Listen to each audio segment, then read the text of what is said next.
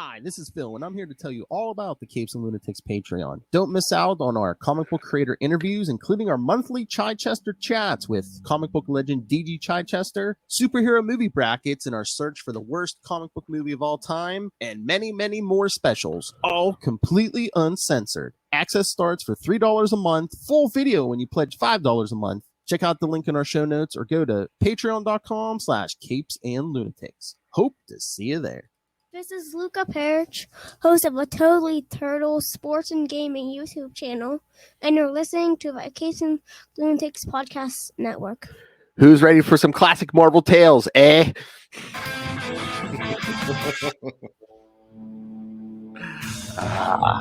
That's right. That's right, kids. We're going to be talking the original Alpha Flight run, number 1 through 4, from Mr. John Byrne himself. But anyway, yes, we're back at episode 3 of Marvel Tales. I am Phil. Joining me, as always, my good friend, it is Justin the Owl. Justin the Owl. That's right. Hooting my way back into Marvel Tales. Oh, there's an intro. There's our intro. Who's joining me, as always? Yeah. Who Ooh. Right. indeed? Superhero name, Justin the Owl. That's right. We'll forget about that other guy. The guy with the Wolverine hair. Oh, jeez. Yeah. Oh, yeah, that is the Marvel villain, yeah. Yeah. Although they have done a good job making him more formidable these days. Yeah. Yeah. It's more like a respectable crime lord, yes. Yeah. I was thinking like Night Owl from like The Watchmen and stuff, but yeah. I'm like, duh, dude, Daredevil show, yes. Ow. I'm sorry, you've eclipsed him in my mind. I'm sorry. Oh, thank you. Yeah, I like that. All right. So we were just talking offline about how it had been a few years since we read these. It's like I'd read some here and there, but then I think, what was it, like 2006 or so? Like I was grabbing up as many back issues as I could of Alpha Flight. I think I got the majority of the first series. I still have a big gap or two towards like the end. Loth and I are going to be doing some mad comic book shopping when she gets here. Maybe that should go on my list of stuff to look for. Yeah, see if you can find some of those. Yeah, complete my Alpha Flight. Yeah. How many are you? You said you were missing a bunch towards the end. You know what? I can tell you the actual issue numbers too, because I use that CLZ, or as CLZ. CLZ, yes. Yeah, love CLZ. Yeah, he got me hooked on that. I mean, it's great. I mean, it's only like it is good. I need to get on the horn and do that too. Oh yeah, I mean, once you get your whole collection in, I mean, it was it just took time to put my whole collection in because I have over 25,000 according to the So no, once you get them in, you get new comics, man. Like especially the newer ones. Yeah, you just scan the barcode and it's easy. I just need to hurry up and do it. Especially the new ones, it'll tell you if you have cover A, cover B, cover C. Yes, or cover X, Y, Z. Oh yeah, depending how many they. Yeah, gosh, so many variants. Oh wait, yeah, Alpha Flight Volume 1. I have 128 issues. I have one. I have the first 105 issues. Okay, I must be missing 106 because then I have 107 through 129. Oh wow, you almost have the complete. That's thing. what I'm saying. I almost have the That's whole. Great. Maybe you'll find those with Lilith. That'd be awesome. Oh, I need the annuals. I only have annual number 2. It looks like. Oh yeah. There were a couple of those, right? And then Volume 2, I'm missing a few, like number 2, Oh wait, that Volume 2 that was in the early, or was it the late 90s? I think that 1997. Yeah, that's like around the same time when Deadpool got his first ongoing with Joe Kelly. I think about half of that series, if I remember right. That was a weird one, though. Yeah. And I think 2006, wasn't that when they brought back the original team after the whole Chaos War event? Wasn't that? There is a run in 2004. Maybe that's the one I'm thinking about. Maybe. Because I have issues 2 through 6 of that. Okay. I know. That's what I'm saying. I'm gonna collect. I know. Did you ever read Let me pull it up. We got to scroll down. There was an Omega Flight. Yeah, I think it's Omega Flight series. I think it was that the 2000? Oh, I heard about that, and I think Beta Ray Bill was in that or something. It was Beta Ray. It was a weird. It was like Beta Ray Bill, U.S. Agent. U.S. Agent. Yeah. Julia Carpenter, I think. Oh, that's right. Yeah. No, I remember reading about that, but I never actually read it. Yeah. Did you read that one? Yeah. I was collecting that as it was coming out. So it was really only strange. 5 issues, but because you had like a version of, well, I don't know. I think was it Vindicator or one. It was either Vindicator or Guardian. Yeah, but I think Sasquatch was in there, wasn't he? I think Sasquatch. Yeah, like you said, Beta Ray Bill, U.S. Agent, Julia Carpenter, and then like Shaman's daughter. Oh, Talisman. Yeah. Okay. But I think I'll have to go back and read that. Yeah, I think it was only like 5 issues. I'm trying to remember. It might be collected, even though I might just have like a trade of it or something. I'll have to hunt that down. Yeah, it's been a while since I read that. I need to read that again. Yeah, I really like Julia Carpenter too. So anything with her, especially from like those West Coast Avengers issues and stuff. Yeah, I loved her in the West Coast Avengers. Yeah. Oh, we're gonna get there, kids. Eventually.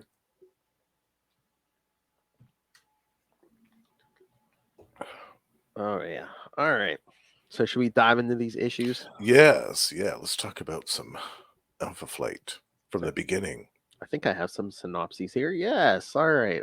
Alpha Flight. Yes. Volume 1, number 1. Tundra from August 1983. All right. Writer, penciler, and inker, Mr. John Byrne. Triple threat. Yes, Mr. Byrne himself. Colorist Andy Yankchus. I'm not familiar. Letterer Joe Rosen, and editors Denny O'Neil and Linda Grant. Denny O'Neil. All right. Denny O'Neil. Yeah. That's right. This is around the time I think he was going back and forth. I think they said like back in the day, it's like, you left DC or you lost your job at DC, just walked across the street tomorrow. Just, every couple of years. Same day. Yeah. Oh yeah. Or just every couple of years, back and forth. I would imagine that would be kind of fun, actually. It would keep things from getting too stale or boring. Oh yeah, definitely. Yeah.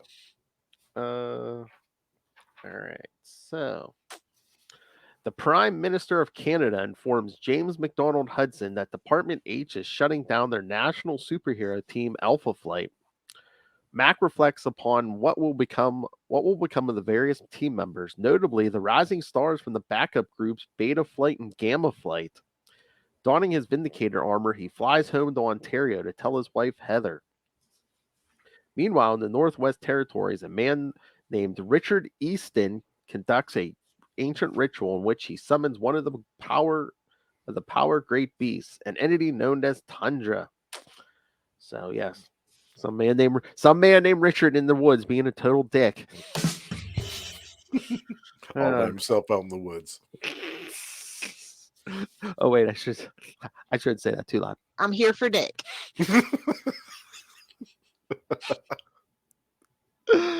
Oh, the chance is never zero low. Scream at. In Quebec, Jean-Paul Barbier visits his sister Jean-Marie at Madame Dupont's School for Girls. He tries to get his sister to shed her modest Jean-Marie personality in favor of her more free-spirited persona, Aurora. Jean-Marie detests this side of her nature and openly rejects Aurora as if she were an entirely separate person. So, yes, we're getting some DID here. Yeah, this was... Well, it wasn't before Moon Knight, but it was... Yeah, but like back in the day, didn't like... I think he even said didn't mention like play it where it's like, yeah, he didn't have DID. It was just like him... just wearing disguises, basically. Right. Yeah, different quote-unquote identities. alter egos rather than So but this is different. The stuff with Aurora and Jean-Marie. Later at the Hudson residence, Mac receives a call from Alpha Flight's former government liaison, Gary Cody. Cody tells him about a bizarre phenomena taking place at Resolute Bay. Vindicator flies off to respond to the emergency. Heather, fearing for her husband's safety, activates a signal beacon that goes out to all former members of Alpha Flight, including upcoming recruits Puck and Marina. Puck is working as a bouncer at Corky's Tavern in Toronto when he receives the call. Exuberance overtakes him and he rushes out to track down Hudson. And again, I guess like at this point they're just like playing him as like he's just a little person, but like later on, wasn't he like his size was part of like some kind of curse? He was indestructible, but it was like a curse or something. Right. It was a curse from some type of evil spirit or entity, and I can't remember the name of the being, but I think it was issue number 50 that they discussed that curse in detail, and he actually got a short-term resolution to that for a while. Yeah. But I think John Byrne intended him to actually, though, to be a little person and not have it be anything mystical or mutant-esque. But that's so weird. I'm like, is there another like meaning for that name? Because every time I hear Puck, I'm just like, hockey puck? I'm like, wait a minute, like that's like some American guy being like, oh, call me baseball.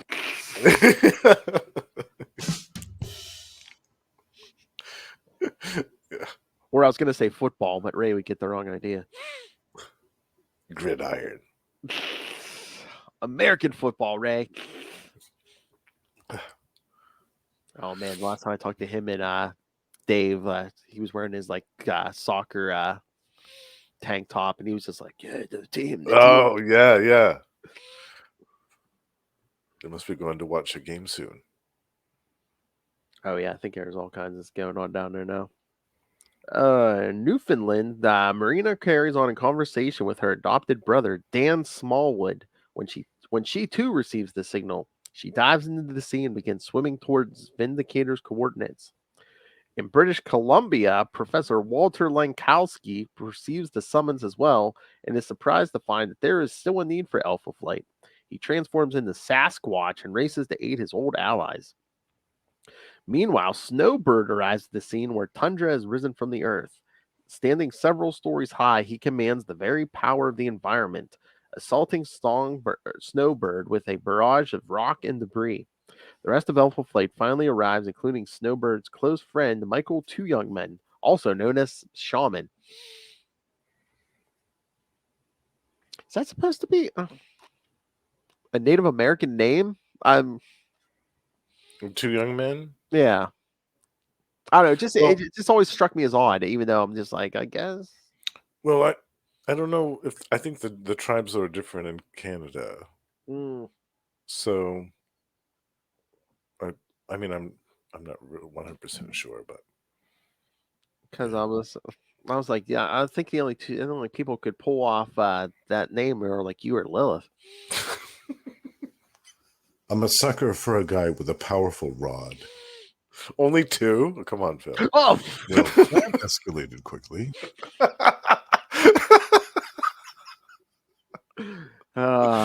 7 young men. Okay. Whoa! That's a good time.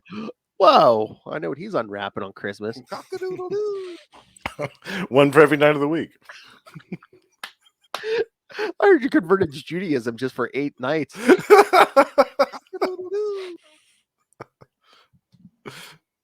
Yeah, now we're gonna get special kind of advent calendar. Whoa!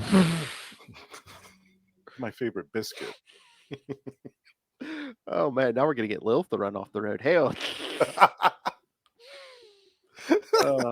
Vindicator begins attacking Tundra with a steady stream of electromagnetic energy, but Snowbird warns him that such an assault would adversely affect the environment. As Vindicator scales back his attack, a Canadian Armed Forces helicopter airdrops Sasquatch on top of the behemoth. Sasquatch begins tearing into Tundra's side until the great beast swats him away like a fly. Ouch. That was funny. Go away, pest.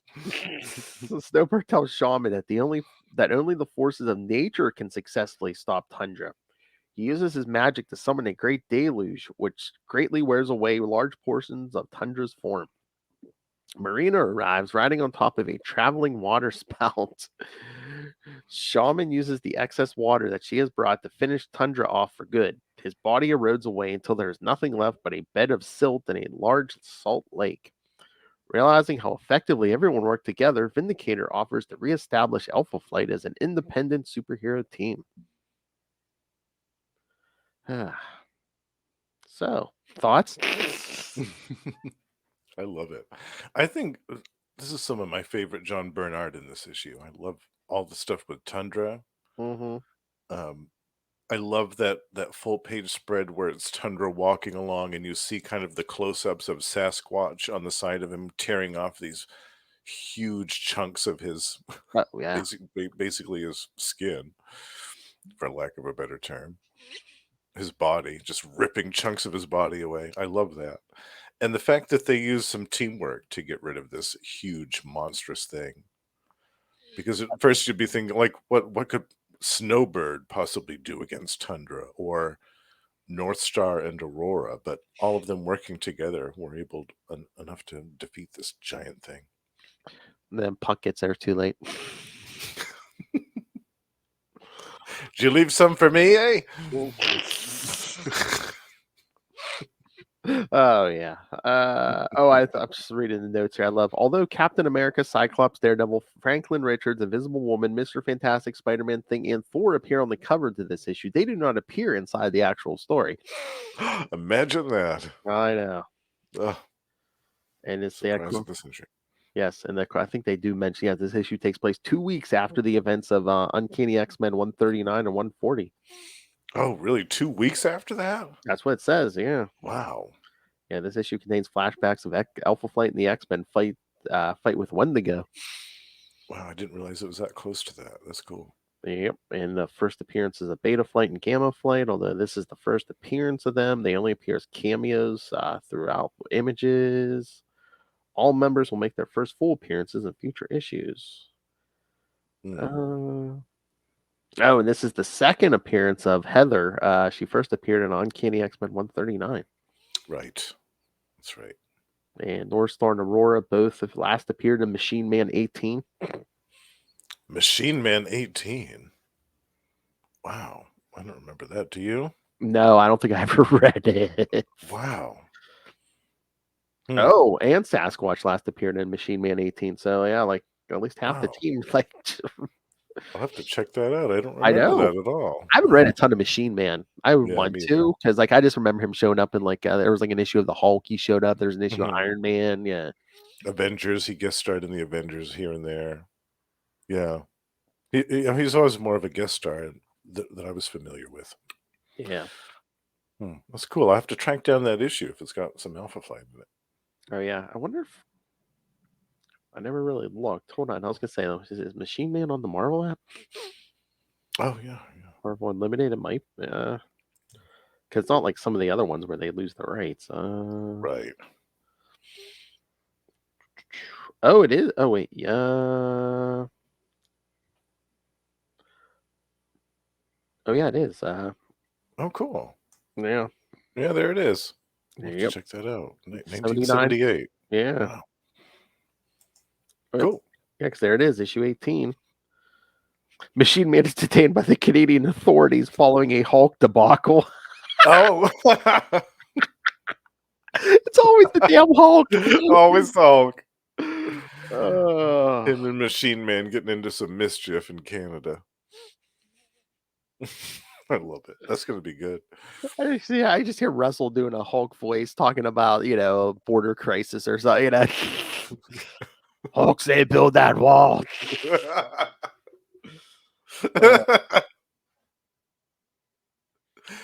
I'm not your buddy, guy. I'm not your guy, buddy.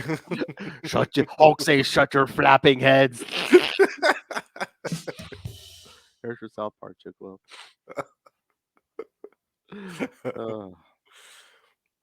But no, yeah, I mean, Tundra was a decent enough threat because, yeah, that's like the thing with group books. You have to like come up with like a big enough threat that, or it's like, Mhm. oh, well, one guy, one of these people couldn't do it, or two of them couldn't handle it themselves.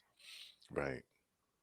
Yeah, in some ways, I kind of wanted in their first issue them to go up against another team, just so Yeah, that you can see more of the individual members doing things against individual characters. But this was still cool. This is still a good way to open the series, I thought.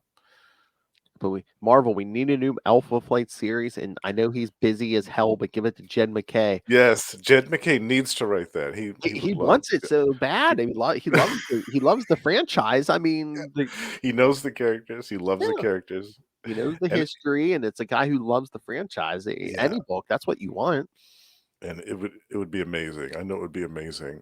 And what a great way we could maybe get Moon Knight to guest star with Alpha Flight for the first time Oh, somehow. nice. Oh, that'd be so cool. I can see it now. Oh yeah. Good thinking.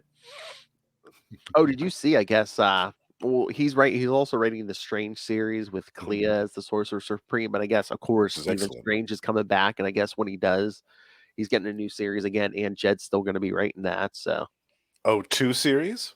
well, no, I don't. Well, I don't know Oh, if they're ending the Clea one and then restarting a Stephen oh, Strange one. But either way, Jed McKay's writing it. So, I mean, they could still both excellent. be in the book. They'll probably just do a new number one. And Mm, good. Yeah, that's so, excellent. I knew he wouldn't be away for long. Can't oh keep yeah, Steven away for long. no, Yeah. no. All right. You ready for issue 2? Yes. Yep. All right. All right. Alpha Flight number 2. From September 1983. Shadows of the Past. Looks like the same team except for letterers Tom or Jezowski. Yeah. Lots of letters there. ORZECHOWSKI. All right. Yes. He's my favorite letterer, and I still don't know how to pronounce his last name. I know that. Well, that's like you get like made up names in comics for characters or stuff, and it's like it's like I don't you know how to pronounce some. I mean, at least that's a real person's name. Sometimes Yeah, right. when you get made up names in comics, you're like, well, how do you pronounce that? Because it's not even a real word. Yeah. Let me take a stab at that and see how it sounds. And you hear someone else say it, you're like, oh, well, Oh, I'm okay. saying that in my head wrong for many years. Yeah. Oops. But yes, we get Shadows of the Past, the main story, and then we start the origins of Alpha Flight backups. I love these backups. Oh yeah. I have something. Yeah, that's something I want to bring up once. We get start getting these backups. All right, the members of Alpha Flight gather at an old Canadian military proving ground near the Albany River. Vindicator runs them through a series of combat training exercises in order to hone their skills. Despite a few mishaps and the inevitable brawl between Puck and Sasquatch, the team enjoys their time together, and Mac feels confident that Alpha Flight could one day become as nationally recognized as the Avengers. So, is Byrne trying to copy the X-Men formula? You got the short guy with the who flies off the handle. The big strong guy who's always losing his temper too. Yes, and then the leader who's constantly separating them from tearing each other limb from limb. Exactly. Yeah. Shaman, ever acting the part of Vindicator's conscience, reminds him that while he wears the flag of Canada, perhaps he should also embody the country's spirit. He compares him to his American counterpart, Captain America. Suddenly, Puck notices that Marina is acting strangely. He approaches her out of concern, but Marina turns feral, lashing out at him with her razor-sharp claws. As Puck falls over, nearly disemboweled, Marina dives into the water and swims away. Northstar and Aurora attempt to follow her, but she is already too far away. That's what I'm saying. This is before that, they retcon him with that curse because he's pretty indestructible once they start doing the curse thing, right? Right. Yeah. Or he has some type of weird healing thing or something. Yeah, but not with this. He's definitely not indestructible here. They're really downplaying him in these first 2 issues. I mean, the first one, he shows up too late to get in on the action. And then probably the beginning of the second issue, he's already like injured and in the hospital. It's like, Critical condition. This guy's like here for like comic relief, or or just. And notice too that the team is split up already in the second issue. They were united briefly in the first issue to combat the giant threat, and now halfway through the second issue, not even halfway through, Oh, I know. got them split up already. Vindicator and Shaman rush Puck to the hospital. Shaman uses his Sarsi magic powders to stabilize his condition, but it is his skills as a surgeon that ultimately saves his life. While Shaman labors to save Puck, Vindicator ruminates over the circumstances that brought Marina into Alpha Flight's fold. Flashback. Flashback. Picture it. 18 years ago, fisherman Tom Smallwood fell from the deck of his trawler during a massive rainstorm. Mired by his fishing nets, he began to sink to the bottom of the sea. However, his attention caught sight of a glowing green egg, and he was able to snatch it up and use it to buoy himself to the water surface. And can I just say, the Smallwood family, Justin wants no part of that. That's right. That will not do. Justin, Lilith, no. They want nothing to do with that family. No. If it's only good for changing watch batteries, I'm not interested. Wow! Taking the egg home with him, he showed it to his wife Gladys. The egg hatched, bringing forth an infant aquatic life form. Naming her Marina, the Smallwoods took the child into their home and raised her as one of their own. By age 16, Marina's aquatic superpowers fully developed. The Smallwoods found that she could not only survive indefinitely underwater, but could swim at speeds in excess of 800 knots per hour. Lubricated eels are the best.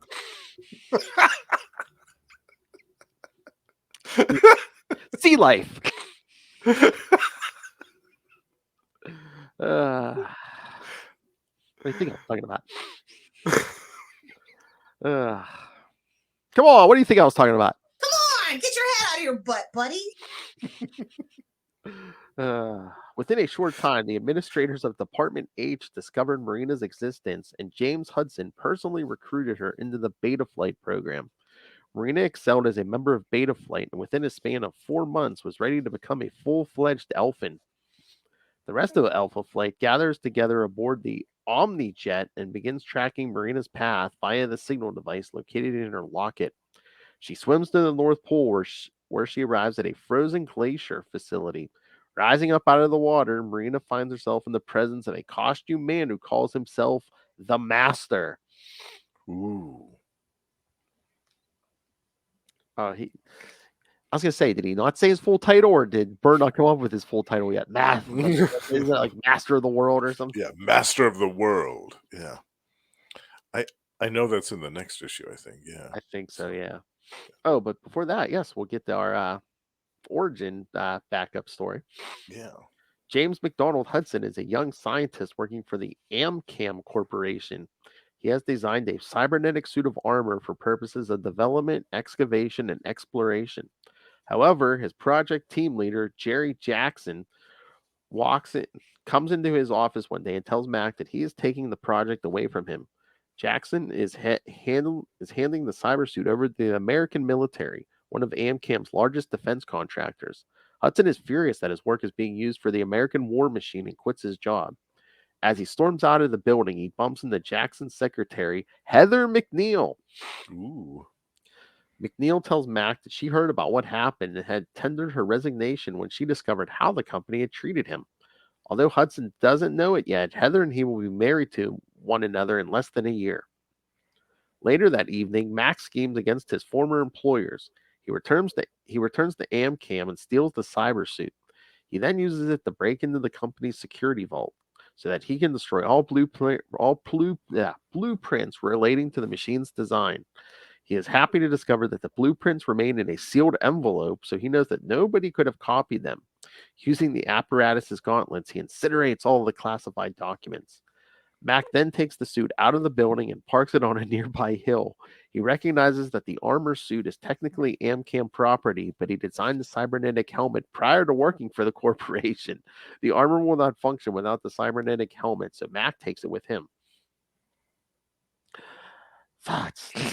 I love that original suit. I thought that looked so cool. Oh yeah, That orange one. mm-hmm. That's a cool John Byrne armor suit.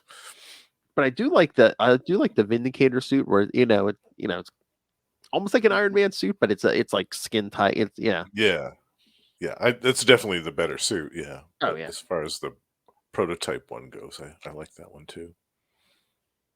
Oh yeah. Gee, wait, what? The cybernetic armor that James Hudson designed for Amcam will later be used by the superhero known as Groundhog. Groundhog.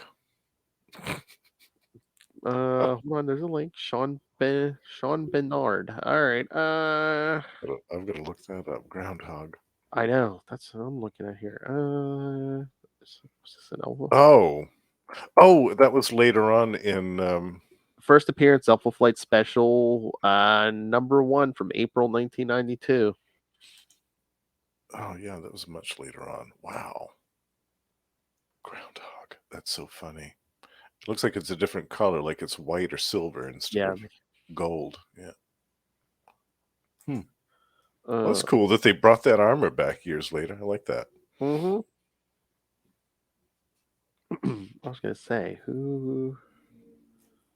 I was trying to see who wrote that story, because creator Scott Lobdell, Simon Furman, and Pat Broderick. Okay. Yeah, that looks like Pat Broderick artwork right there. Yep, 1992. That tracks. That's cool. Interesting. So yes, it could generate electromagnetic blasts and fly. The groundhog suit allowed him to lift press up to 10 tons. So Spider-Man like strength. Okay. I forget what Guardian's strength was. Wasn't it 30 or 40 tons? Maybe, I can't remember. Yeah. So any other thoughts on this? I mean, this issue's weird. It's basically just like a Marina origin story. Yeah, it is a lot of setup for what comes afterwards. Which again, and you don't get a lot of pages either. Yeah. Yeah, exactly. Yeah. It's weird that they split up the team so soon, like I was saying. Like all of a sudden Marina went crazy in the second issue and she's gone. But yeah, I liked it overall. It was a nice little segue into the story to come. Oh yeah. Should we get to number 3? Yeah. Love this one. All right. Alpha Flight number 3. Yeah. October 1983. Yesterday, man. Same team, and then we're gonna get another backup story. But all right, the main story: Snowbird, having received a mystic communique from Shaman, flies across the Northern Territories in search for friends in Alpha Flight. She finds the crashed remains of the Omnijet and uses her post-cognitive perception powers to replay the events that led to the ship's landing. In the visions, he sees a red laser beam originating from beyond the plains, striking the ship and sending it down into the snow. Her friends survived the crash and left the ship, briskly walking northward. Songbird begins following Sasquatch's footprints toward their destination. Meanwhile, the rest of Alpha Flight has found an entryway into the technologically advanced layer of the Master. In the hopes of expediting their search for the missing Elfin, Marina, who they split up into 2 teams. Vindicator and Sasquatch head off in one direction, while North Star and Aurora fly down an alternate tunnel. The teams get cut off from one another, and Aurora begins to grow scared. North Star and she lock hands, generating a blinding glow of light, which illuminates the entire tunnel. As they explore further, large metal poles protrude from the walls. One of them strikes North Star, rendering him unconscious. Aurora grows even more scared and slips into her meek Jean Marie personality. Vindicator and Sasquatch manage to smash through several yards of thick wall in order to find them. Meanwhile, the self-proclaimed master of the world has captured Marina and strapped her into a large torture device. He alludes to the fact that Marina's heritage is alien in origin and that both of their destinies are intertwined with one another. While Marina screams in torment. The Master amuses himself by relating his own origin. Flashback. Flashback. The Master was once a member of a tribe of humans known as the Ishu that thrived in the northern wastelands over 40,000 years ago. The Eshu maintained a strict code against the taking of human life and discovered that the Master had in fact violated this stringent law. Exiled from the community, he wandered south until he felt an instinctive need to change course and head further north. An unidentifiable summons drew him closer and closer to the North Pole until he discovered the ruins of an enormous spaceship. Entering the vessel, the Master found himself at the whims of this seemingly living ship. The ship captured him and used his body for excessive experimentation. It slowly stripped away all of his biological matter for study and then progressively replaced it with renewed tissue. The sheer pain and torture they experienced ultimately drove him insane, and he remained a prisoner of the ship's controls for years. Eventually, he regained his sanity, and his consciousness evolved to the point that he was able to wrest control of the ship and free himself. The Master concludes his story and tells Marina that the egg that birthed her originated with this ship, and that she belongs to a race of extraterrestrials that came to Earth millennia ago. Before he begins his ultimate takeover of the world, the Master is determined to eliminate all traces of the original alien race. Suddenly, the Invisible Girl and the Submariner, My favorite biscuit. appear in the doorway of the Master's torture chamber. Neither hero is prepared to allow the Master to continue with his mad plans. Yeah. Biscuit alert. Oh, yeah. Major biscuit. Major biscuit Oh, alert. Oh, I love it. Yeah, I was so excited to see.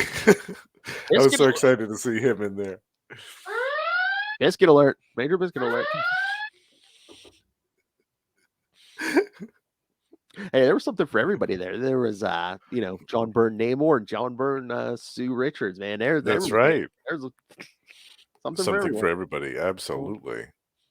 Oh, yeah. Smorgasbord. Before She-Hulk, I think Sue Richards was his I think you're right. Yeah. muse. Yeah. I think you're definitely right about that. All right. So any thoughts on the Master of the World before we get to that backup story? Well, I love the whole part where Snowbird uses her post-cognitive vision Okay. to see the ship getting shot down. I love that whole 2-page spread is gorgeous.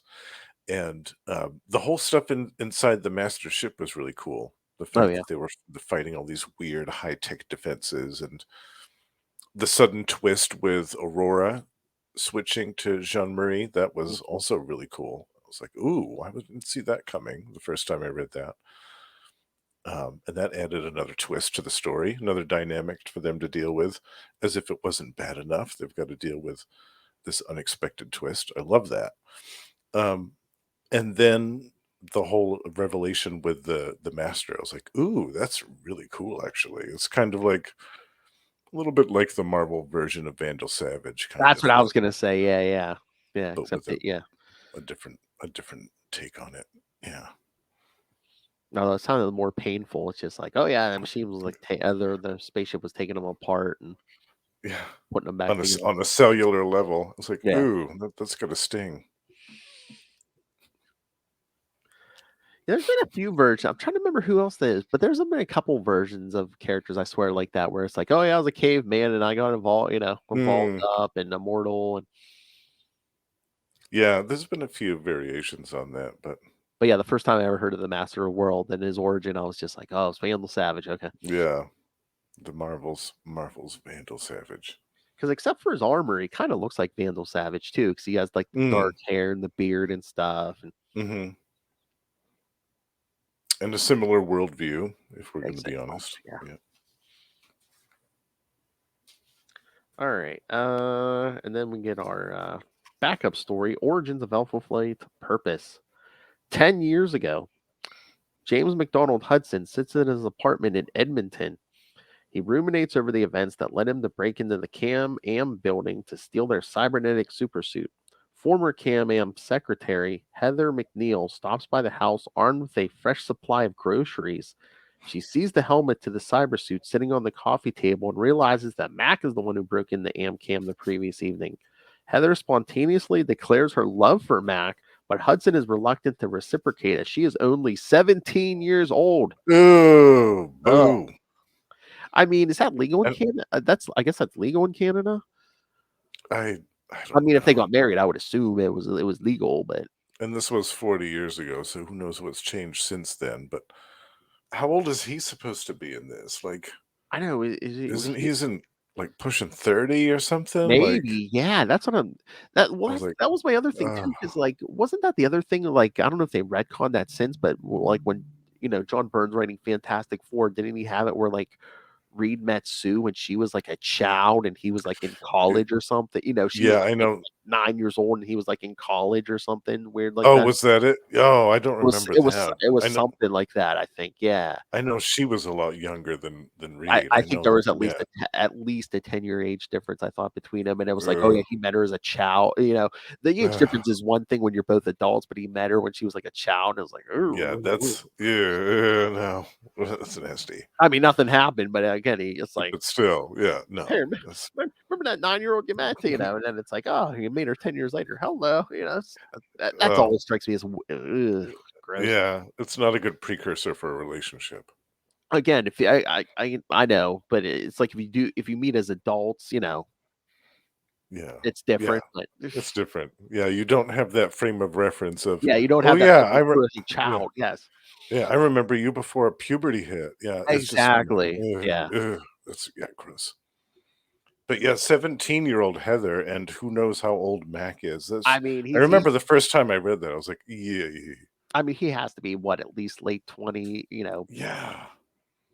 Mid to late 20s. Like, I would pick that. Because I mean, they were playing that age difference. Once again, there had to be I would assume at least 10 years difference there. Mm-hmm. I mean, so what? So I guess I don't know how Canadian schooling works. I guess she was out of high school or whatever their equivalent was and working that job. Was that her first job? Maybe? I guess. Wow, that's pretty good. Land that job right out of high school, or internship at the very least. I mean, unless were they up to some funny stuff because they were like, oh, let's hire a teenager. She ain't gonna know what's going on. Oh yeah, she'll work for beans. But I just love how all of a sudden she declares her love after it's like, oh, you broke in and stole that suit of armor. Oh, I've got blackmail on you now. Hi, Clyde. My name's Bonnie. How you doing? Yeah. Let's go on the run together, Mac. Oh, so this was 10 years ago. So now she's 27, and yeah, he's got to be at least in his 30s. Yeah. All right. Over the following year, however, the two do in fact marry one another. James and Heather. She turned 18, I guess. Oh, maybe. Yeah. Maybe they had to wait until she was legal. Oh, that's nasty. Yeah. Oh God. Yeah, he was probably counting the days. It's like, oh, let's go. Yeah. Marking them off on the calendar. Only another month left, honey. I'm surprised that Byrne didn't have like some kind of caption where it's like their wedding day, her 18th birthday. Girl, you'll be a woman soon. Ooh.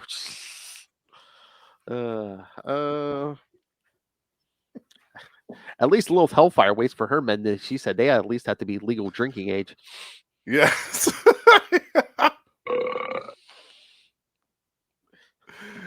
Yes, that is a criteria for me as well. Yeah, young, dumb, and having a legal ID. Young, dumb, and legal. It knows how to get the F out the next day. Yeah.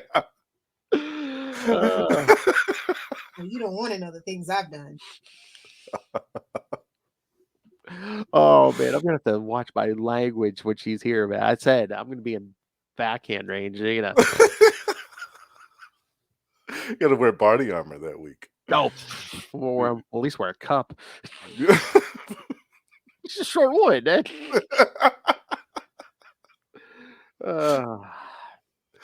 James and Heather traveled to the Parliament building in Ottawa and consult with an official named Frank Holm. James tells him everything that he had done at the Amcam Corporation and further reveals that he legally owns the helmet that powers the cyber suit. Holm consults with the Prime Minister and they realize that Hudson is just the sort of man they need in the Ministry of Defense. Holm arranges to retroactively place Hudson on the government payroll and makes restitution with Amcam. Yeah. We'll save you. We'll save you and your child bride. But we'll look the other way. We'll look the other way that she's 17. Exactly. Well, no. Did we figure out she might be 18 by we got 2 months left to wait. Groomer. Yeah, right, exactly. Seriously. Max a groomer. I mean, I hate to say it, but do we need to look in the burn? I mean, it's again, Reed Richards, Hudson. It seems like he's like ranking groomers here, you know? Now that you mention it, I'm trying to think about when he went to Dark Horse and there was Next Men. Oh, I didn't read that, so you're out to... I feel like there was something in there like that too. Oh, I can't remember. Well, oh no, that was Claremont. I was going to say, what about the X-Men, Kitty Pryde and Colossus? Oh yeah, and then years later, Kitty Pryde and that Pete Wisdom guy. Ugh. Oh yeah, but I mean, when she meets the Colossus, she's like 13, and is he like 17 or 18? I mean, I guess. Was he 17? Yeah. Well, I think he was something like that. Yeah, you know. And I always thought that was weird too. Any romance with a 13 or 14-year-old, like. But I know by the time he hit 18, she was still underage. So. Yeah, it's just. And it just looks. It looked even weirder because he was so big, and you know. I know. Yeah, the proportions were so. Yeah. No. Now it would make sense. Now at the age that they both are now in the timeline, it would make sense if they got together. But yeah, back then it was weird. It was creepy. Exactly. Parliament creates a research and development program under the umbrella of the Ministry of Defense called Department H, and they select Hudson to act as the department's administrator. During this time, he meets the Canadian secret agent known as Wolverine. One day, Hudson reads a newspaper article about a new American superhero team known as the Fantastic Four. Inspired by the article, he decides to create his own Canadian defense response team called Alpha Flight. Oh, that's another series we're gonna have to do issues on Wolverine. Definitely. One of my favorite Wolverine runs is the Chris Claremont, John Buscema when he was Patch in Madripoor. I love that one so much. It runs into Joe Fixit. Yeah, so good. What'd you think of this one, Phil? I mean, it was interesting. Again, another kind of like origin issue, but lots of origins. The Master of the World. We get some on Hudson and his child bride. I mean, right, lots of origins. Yeah. I mean, piling on the origins. And then we were really teasing Justin at the end of the first story with the Submariner. Yes. Yep. I was like, ooh, there he is. Oh, and they're rough in the Arctic, buddy. Yeah. Cold, wet, hard nipples. Glass cutters. Oh. And yes, Sue and Namor last appeared in Fantastic Four 260. So, also John Byrne book.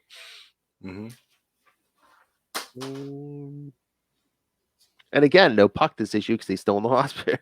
Yeah, they're trying to keep his intestines from falling back out. Exactly. Oh yeah, and the backup story, it takes place 10 years prior to Alpha Flight 1 and concurrently with events first chronicled in Fantastic Four #1. So. Oh. Yeah. So yeah, that backup takes place around Fantastic Four #1.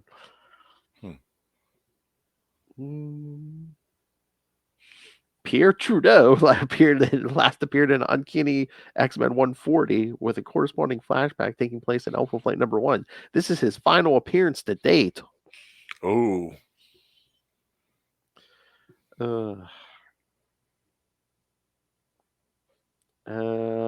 This issue indicates that Marina is 20 years old, whereas Alpha Flight 2 states that she was hatched only 18 years ago. The Master of the World states that her egg was first laid over 40,000 years ago. So is she 40,000 years old? Does it count before you hatch? Now there's a debate waiting to happen. Is it like is it like, coming out of the womb is like you don't start the clock until you're hit air? I don't know. Yeah. Yeah, there's a lot of room for interpretation there. But again, is she 18? Is she 22? Oh God, and Hudson recruited her too. That's true. That's what they said in the last issue. He is a groomer. Uh-oh. Oh my God, can you imagine if we had a comic book like that where it's like, it's a guy, he saves the world on a regular basis, but like his whole team is made up of like young women. Young women, yes. Him and young women, all scantily clad. Oh, yeah. I'm surprised nobody picked up on that in the 90s. I mean, scantily clad, we had a lot of that, but yeah. But that concept, yeah. That would be a great one for a superhero or a villain that's masquerading as a hero. Yeah, I love that. Or no, me and Lothar was talking about horny Doom bots. Can you imagine if Victor Von Doom just made Doom bots, but they were all like, like fembots from Austin Powers? Pleasure bots. Yes. Well, I don't think he'd leave that castle for a while.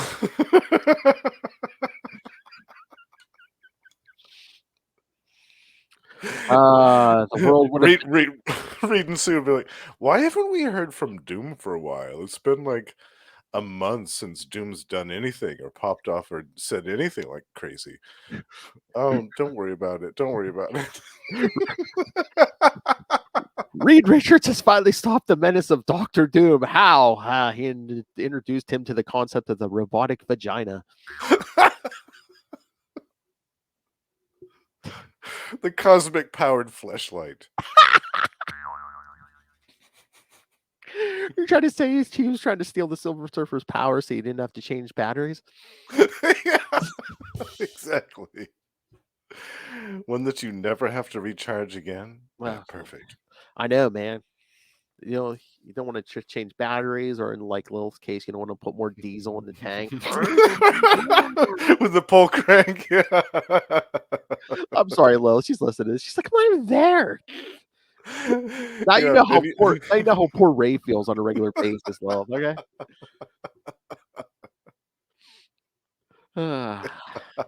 Cosmic powered pleasure dolls. Very hard, very tempting. Is that a sentient tongue? Oh. Is that a sentient tongue? You know how duck penises work, right? I wonder if my wrist is ready for that. I wonder if Doom's wrist is ready for that. Oh. Come.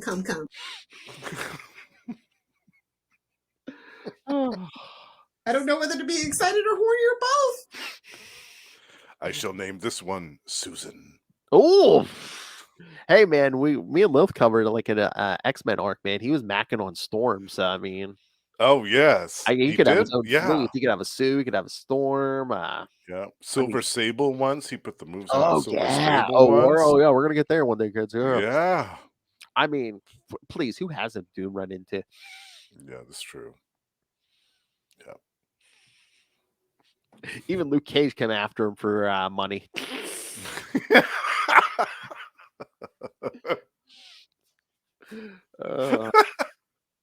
You imagine he storms that castle and Doom's like under a pile of female Doom bots. It's like, what the hell? What are you doing?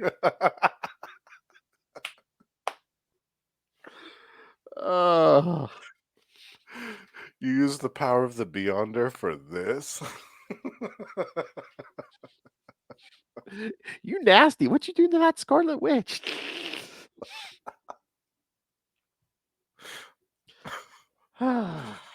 All right, let's get to issue 4. Yes. I know Justin's chomping at the bit for his biscuit. All right. It's biscuit time. taste the biscuit. Taste the goodness of the biscuit. Oh, shut up. That song's already stuck in my head. My favorite biscuit. All right. Alpha Flight number 4, November 1983. Resolutions. I was gonna say it looked like same team, but we have letterer this time is Rick Parker. Mm. The Submariner, my favorite biscuit, and the Invisible Girl race towards the frozen north in the Fantastic Four's Fantasticar. Namor expresses concern that a great evil lies within the territory that has been poisoning Atlantean waters and driving barbarian hordes further south. Suddenly, a laser array protrudes from a patch of ice and blasts the ship out of the sky. They crash down close to the concealed entryway into the Master's alien spaceship. Meanwhile, Guardian and Sasquatch succeed in finding Aurora. However, the experience has traumatized her and she has regressed into her Jean Marie persona. Jean Marie rejects her fellow elfins and takes off into another corridor. Sasquatch feels that he might be able to reach Jean Marie in his human guise, so he shapeshifts back into the form of Walter Lankowski. He catches up to her and in an attempt to calm her down, recalls a secret past intimacy. But Jean Marie grows enraged and backhands him across the face. Who is this? Little Hellfire? Hey, girl, remember when we used to date? Silence! I told you to catch that Uber and never speak to me again. That's right. Delete my number. Or I'll delete you.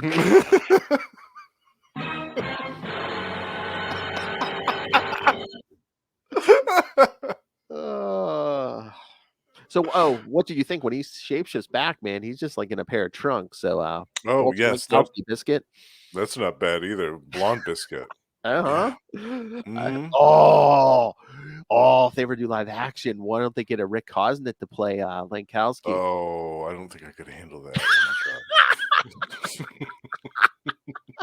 I think you could handle that. I could actually.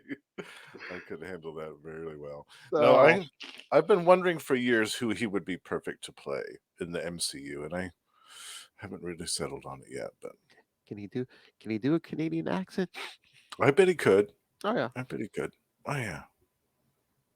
Think about that. Rick Cosnett for Sasquatch. Oh, I'm glad I give you something to think about tonight. All right. Thank you, Phil. He's like I needed an excuse to think of Rick Cosnett. Thank you. Vindicator, meanwhile, flies down an alternate route until he meets up with North Star, who is only now reviving from an attack by the Master's ship. The Submariner and the Invisible Girl eventually find an undersea entryway into the Master's craft.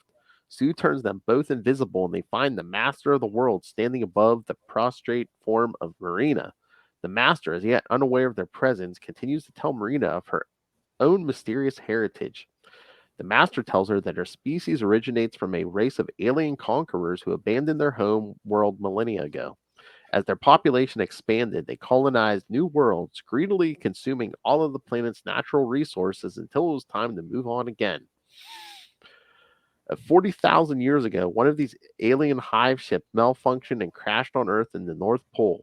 Drawing nutrients from the environment, the living ship grew, insinuating itself into the very fiber of the planet.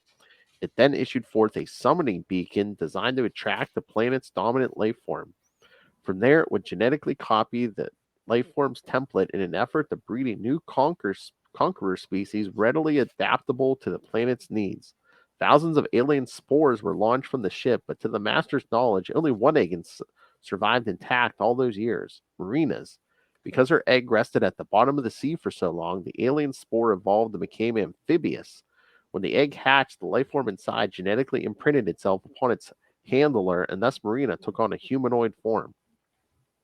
Deciding that they had heard enough, the Submariner and the Invisible Woman make themselves visible in this. I lost my place. Descend into the Master's chambers. Recognizing they could not hope to defeat the two heroes in addition to the wandering members of Alpha Flight, the Master elects upon a speedy retreat. Vindicator, meanwhile, flies throughout the vessel, blasting as many instrument panels as he can find. The extensive damage begins to take its toll, and the ship starts to buckle. He manages to regroup with the rest of his team, as well as Namor, Sue, and Marina, and evacuate the ship. The giant space vessel explodes, destroying a massive portion of the surrounding icy landscape. Sue protects everyone inside of an invisible force field and creates a raft for everyone to stand on. The Submariner invites Marina to come back to Atlantis with him so that they can research her alleged origins more conclusively. Marina accepts and says goodbye to Alpha Flight. Later, Guardian stops off in Newfoundland to tell Dan Smallwood, Marina's adoptive brother, that she is gone. Dan, who has nurtured a lifelong passion for the amphibious hero, is heartbroken. They act like she's dead, but she just went to Atlantis. Yeah. You can still visit her. Yeah, I mean, was she coming home to visit Demery? I mean, she was living there, I guess. But it's like, yeah, it's just like she moved as long as she's dead. Yeah. Yeah. We'll still see her again. Yeah. Or Willie. Oh.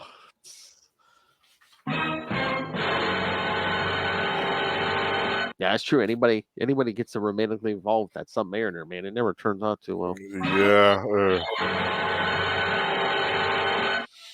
And like, what was it, 4 or 5 years later, that relationship took a tragic turn. Uh-huh. Right. Yep. His name more the Submariner or the Deadly Dong?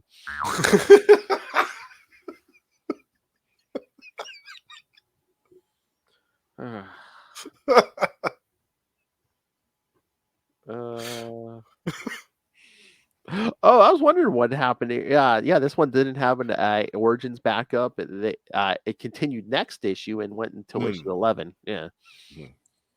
Yep, they needed the full issue to wrap up this story with the Master.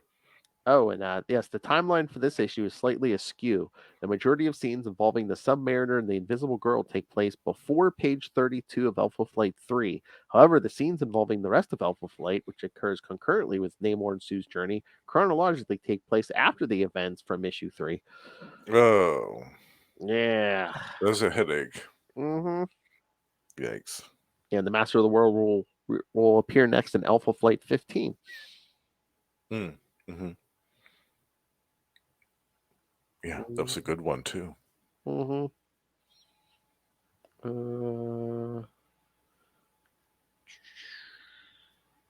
That one also had Biscuit in it.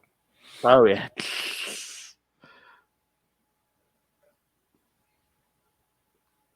Oh, yeah, and she, Sue mentions about the Silver Surfer who appeared in Fantastic Four 258 through 260. I think this is the point where like Reed disappears and then the rest of them have to track him down because he's on trial for saving Galactus. Yeah, it's that. Oh, yes. Okay. That makes sense. I believe that's where we're at. Yeah, that was a confusing time for Fantastic Four. Oh, yeah. But yeah, like we said, although it's never outright confirmed, it is heavily implied that Sasquatch and Aurora have shared an intimate history with one another. Yeah, that was interesting. It's like them Rick Cosnett lookalikes.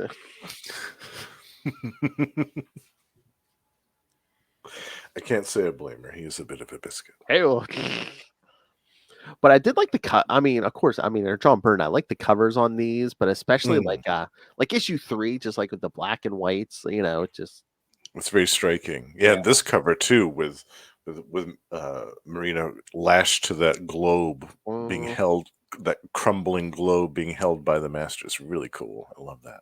Oh yeah. I remember reading this the first time and being surprised that we saw goodbye to Marina so quickly.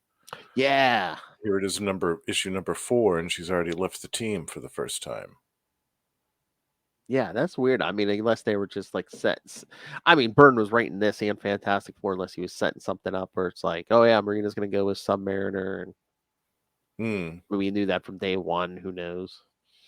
Yeah, I wonder if But because this one was kind of weird. It really wasn't a team up because like they don't even meet Reed and Sue and Namor until like basically everything's blowing up. It's like let's get out of here. Yeah, at the very end. Yeah. Yeah, because it almost seems like a plot device of like, hey, let's ship her off with Namor. Right. And I think he had been unattached for quite a while up to that point, if I remember right. I think so. So, yeah, they were probably looking for a new sweetheart for Namor. That makes sense. Yeah. Oh, and it was probably just another device. At the I'm trying to remember. I think at the end of Fantastic Four 260, they're like, oh yeah, this continues in Alpha Flight number 3. So if they were just like, yeah, go push some more Alpha Flight 3s. Yeah. Yeah, the little asterisk. Yeah, go buy it. Mm-hmm. It's by the same guy. See? Yeah, you love it. I do though. I love these early issues of Alpha Flight so much. They're so good. Oh yeah, and then just like what is it, issue 12 or 13? The death, and it's just like, oh, one of these, one of the Alpha Flight is gonna die.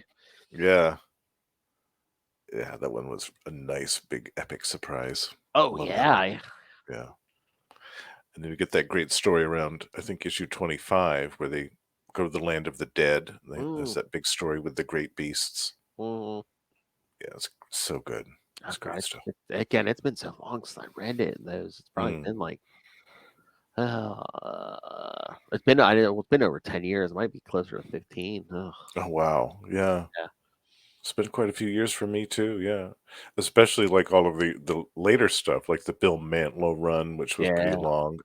It's been a long time since. Oh yeah, when Mantlo and Byrne kind of switched books. Yeah, because Byrne jumped on the Hulk. Right.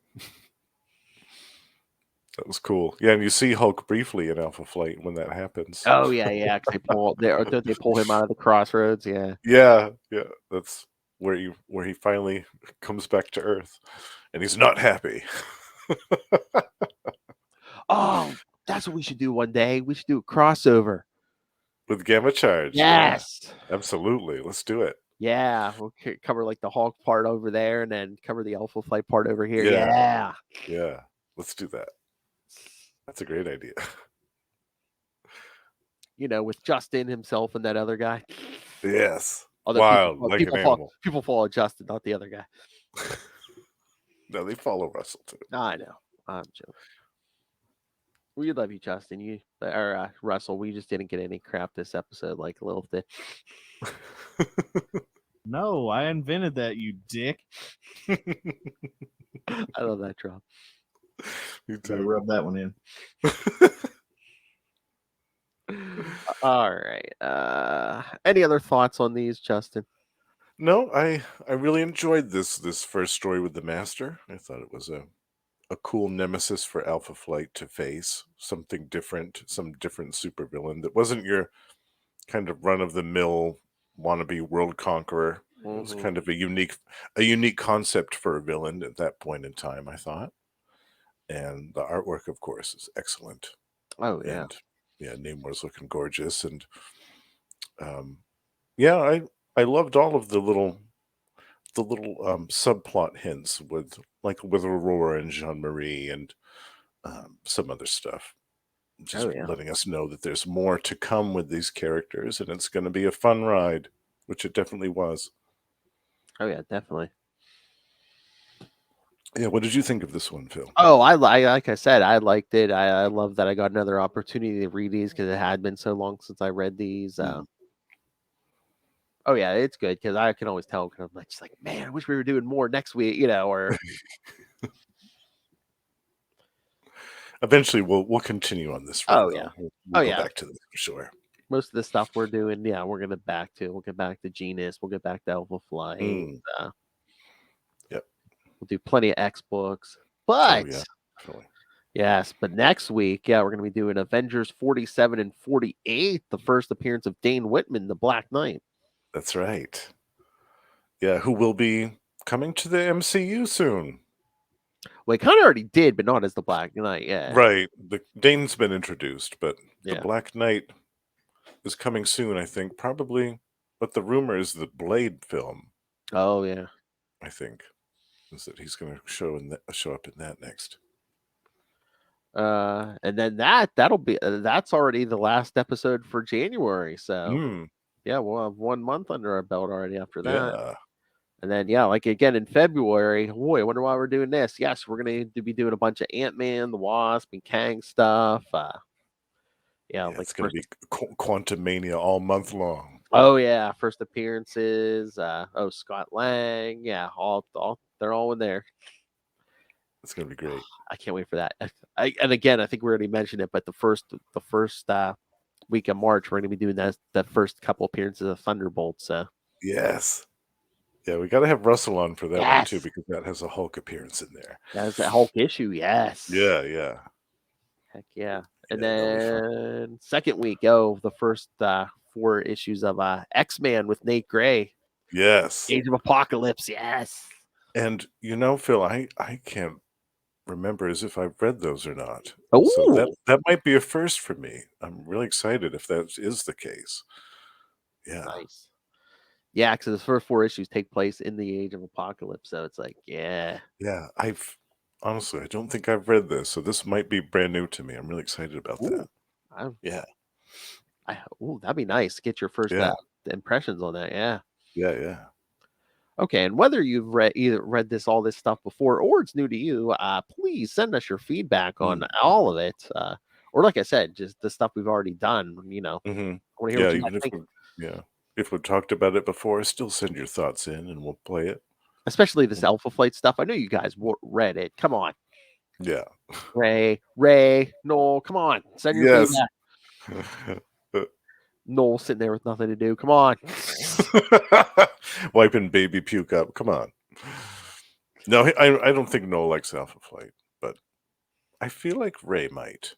I think Ray has an appreciation for Alpha Flight. Please. Yeah. This is right up Ray's alley. We had discussion. We've had the Alpha Flight discussions. Oh yeah, he likes Alpha Flight. All right, so Ray likes everything. Well, most. Well, with one notable exception, Ray likes. Oh yes, yeah. Yes, Batman, my favorite character. Chance is never 0, Ray. All right. So send us all your thoughts on all this Marvel stuff. Email us CapesandLunatics@gmail.com or call the voicemail 614-382-2737. That's 614-38-CAPES. And remember, you can follow Marvel Tales on Facebook, on Twitter. Find us. Find all the links for all the social medias for all the shows, including this brand new show, Salty and Petty. It's coming and you ain't ready. Well, by the time you're listening to this on the podcast, it'll be here and you'll be like, I was not ready.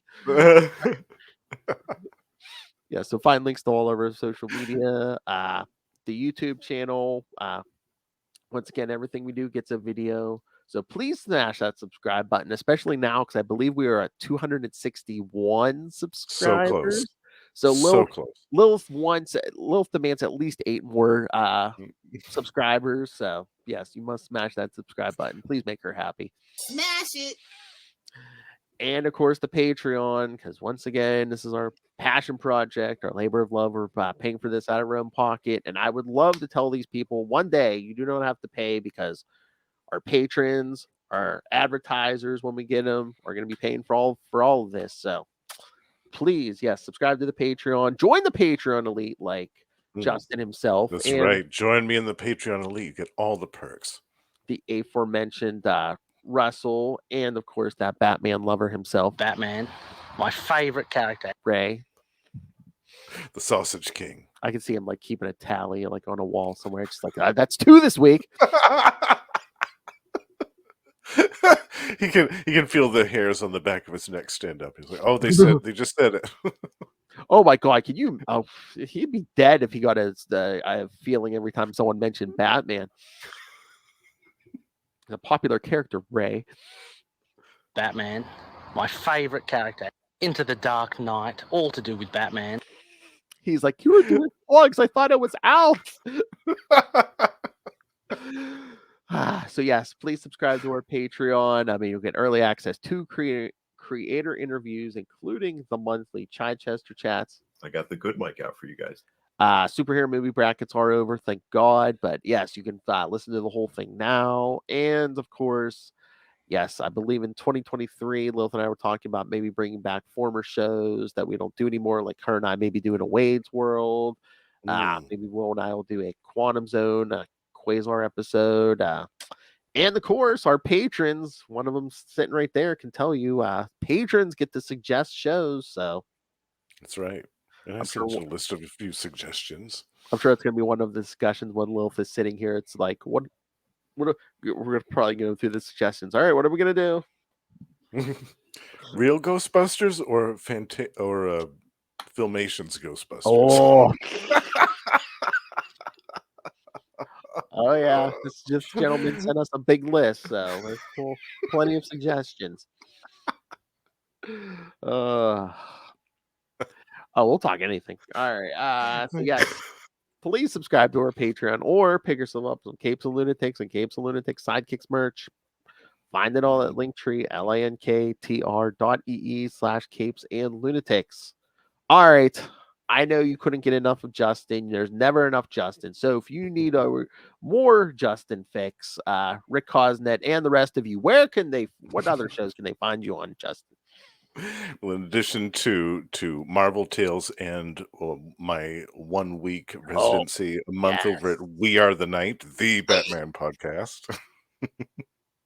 You can also find me over at Gamma Charge, the strongest podcast there is, where Russell and Carl and I talk about everything to do with the Hulk and She-Hulk twice a month. And also Tomes of Evil, a comic book supervillain podcast where we talk about the bad guys.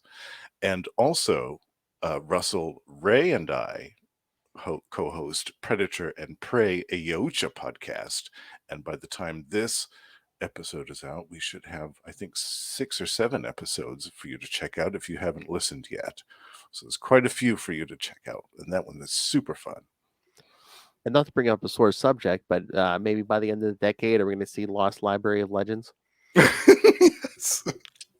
Actually, January, by the time that this comes out, Lost Library of Legends actually may be manifested. Oh, really? Yeah. It's pretty close. It's pretty close. I'm sure Justin can blame me because I added to his workload now. So. Oh no. It's mainly the editing. I need to get a couple of hours every week to do the editing and stuff like that. But I'm almost there. Just don't make any mistakes. Don't make any random noises while you're recording, Justin. Oh, I wouldn't dream of doing that.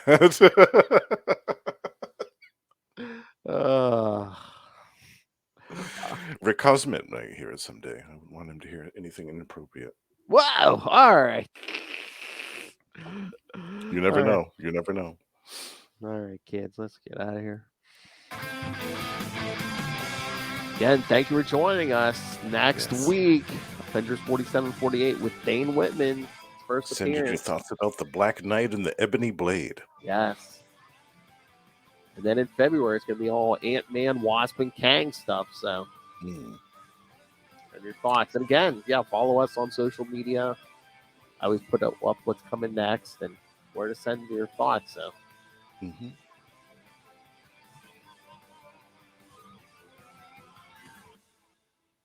till next time, eh? See you later, eh?